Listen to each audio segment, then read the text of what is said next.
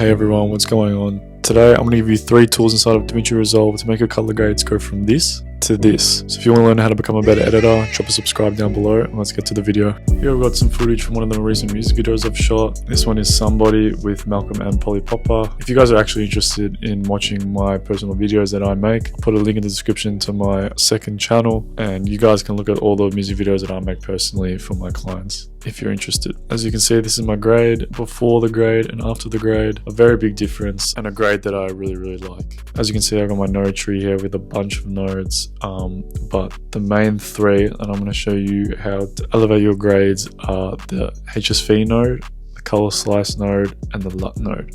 So I drag these 3 down the bottom here and turn them off. You can see how much of a difference that makes to the grade. So the first node that I like to do is the HSV. HSV is basically just a better way of adding saturation to your grade. Most of the time, if I click on this node and I just up the saturation, that's just going to look overly saturated and just not nice at all, as it's just adding way too much to the image. What you can do instead is make a HSV node, which is just an alternate saturation technique for your grades. To add HSV, you actually have to make it yourself. So you're going to right click the node, go to color space, and then select HSV. That is now a HSV node. But then you also need to right click again, go down to channels, and make sure only channel 2 is selected. So you have to click on channel 1 and then go again and click channel 3 to deselect them both. Now have a node that's HSV and with only channel 2 selected. Then if you go to your gain over here and just bring it up, you can see that it's adding color to the image, but it's not overly saturating it, just adding it to the right areas, and just add however much you like.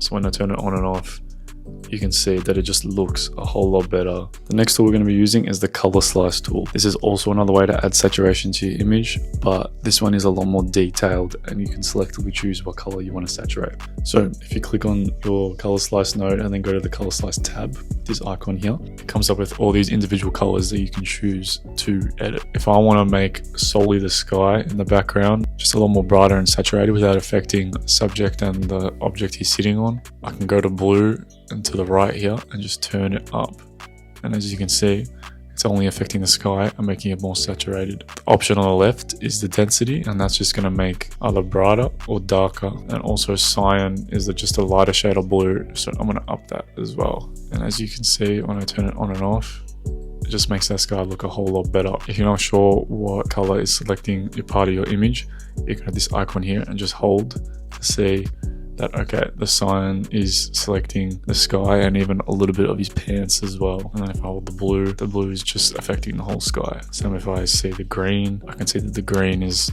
just his pants and the yellow is his shirt and the structure he's sitting on. What I like to do is I like to make a separate node for the skin. You don't have to, but then I can just play with the skin, and the skin is just whatever tone the subject is. So I often like to drag the saturation down, as I feel like every time I add saturation, the skin tones look really off. So I like to drop it down to like 90 as a separate node. Just letting you guys know, this video is sponsored by my editing packs. If you want to do effects just like these but without all the hours and hours of editing, my effects are literally drag and drops and just one-click effects to be done within seconds. If you want crazy effects that can be done in seconds, go check the link in the description and copy yourself a pack now. You won't regret it. The last thing I like to do is actually add a LUT that is built inside Resolve. So if you go to your LUTs tab up here, click on that, and then I like to use the ones that are labeled film looks.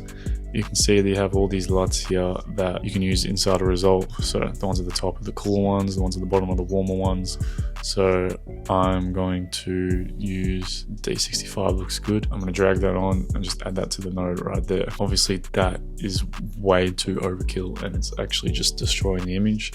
But the key to making this look good inside of your edits is going to this tab here, the key tab, and then dragging the key output right here all the way down. And then what you can do is you can slowly drag that to the right to start incorporating that LUT into your image until you think it looks good. So I think around 0.19 looks good for that. As you can see, it's just kind of like opacity for the LUT. So when I turn it on and off, it's a subtle touch, but it's making a big difference to the overall image and is turning that overkill light into a much more smoother color grade. Those are the big three things that help turn my color grades from this to this. If you guys are interested in even more color grading techniques, make sure to drop a subscribe, and I'm making a lot of more color grading and editing tutorials. If you guys want to see how I color graded the other 2 pieces of footage, let me know in the comments and drop some more requests for videos ideas in the future to help you guys improve your projects. I'm also going to be dropping a LUT pack soon so you guys can color grade exactly like me just with one click of a button. Thank you guys for watching, and I'll see you next time. Peace.